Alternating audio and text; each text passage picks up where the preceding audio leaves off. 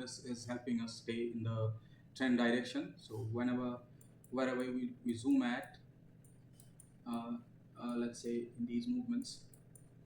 So this is the Asian range. The price is breaking down, and the period earlier of the US session. This is the start of the US session. This is 1 hour before the US session.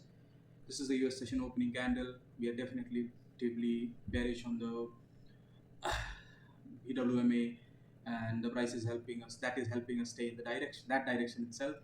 And when it is breaking down, we have kind of have the confidence to go against that and go against the daily support, etc., etc., and carry on the momentum lower.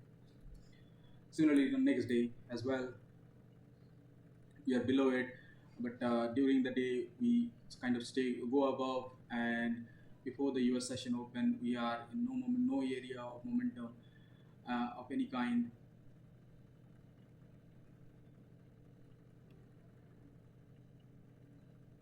which deters any momentum on the day, which kind of makes us stay away from it.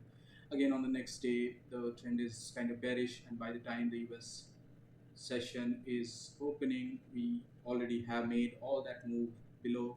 But again, in the after the US session opens, the price goes back down on that, and even then we are getting, I think, a solid $100 move, $150 move. Even after that, it goes below again. In the later session as well, in the second half of the session, price comes back up and creates another opportunity for us during like the closing hours of the market, which is again $200 is good one. The next, again, we are definitely on the upside of the candle, and when the US market opens, we are against bullish momentum. The price breaks down, which is a negative signal for us to uh, execute, and we can wait. And when the price breaks above, if even if we get that, it's still $70 or so that we can catch kind of in a scalp. But it eventually does not go according to the momentum. But yeah, going to the next day, again the price stays above, kind of tries to break down but fails, and when it goes back above 1 hour after the US market opens, it just rallies. The same thing keeps happening time and time again.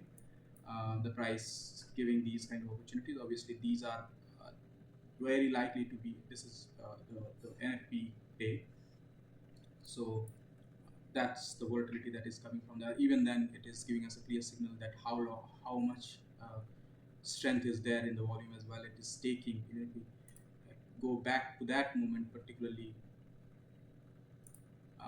it is totally sweeping the VWMA as well, and that can give us opportunity to enter on the momentum and try to, let's say, target this area, which eventually comes into play, and even the bottom area.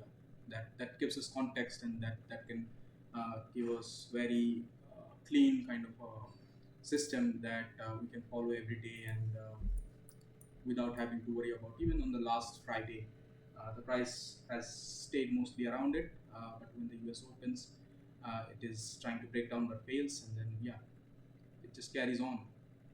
This is around $100, which is very good. And Nasdaq again this Thursday as well, $100 after a lot of volatility. Not particularly $100. I think 958. Yeah, $70-$80. That's still fine. I think good enough. Yeah, I think yeah, some of these opportunities are good, and uh, this is a this is a refinement of the situation without looking at volume, because if you look at volume, it's pretty inconsistent.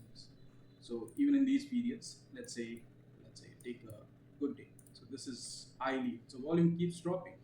That's not what we want. We want to see volume increasing to give us confidence, etc., etc. But because there is an influx in volatility, volume at the start of the session, the volume will keep dropping, and this happens every day with a few spikes like this, which don't really mean anything. So the volume is increasing here, but there is nothing happening in the price. This is this goes back days, and I'm not going into that because this will become too long. But I have looked at it, and you can also see that if you go back. Anyway, so that's, I think, the refinement, the slight refinement that I did on strategy, but mostly it remains the same because it works, because it is working. You only need to get the execution right.